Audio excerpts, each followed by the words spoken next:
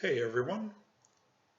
Last year around this time I unboxed and reviewed this Vornado heater for everybody and gave my first impressions of it. And I figured since I've had it for about a year, I'd give you my impressions of it a year later. This thing still operates just fine. The switches all work like I would expect them to. Nothing's getting sticky or anything of that sort. We'll turn it on here. The fan on this thing still runs silently and the heating elements kick out plenty of heat for the space you'd need to use this in. I use this heater here in my bedroom and it does very well in this little space.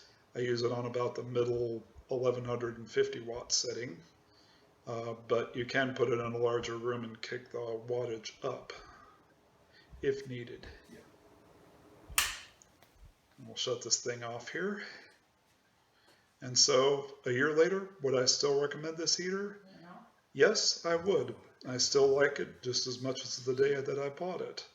And if you're looking for a good room heater to use, I would definitely recommend this Vornado MVH. I'd like to thank you for watching, and I hope you found this video to be helpful.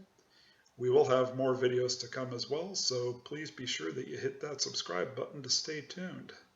And we will see you later.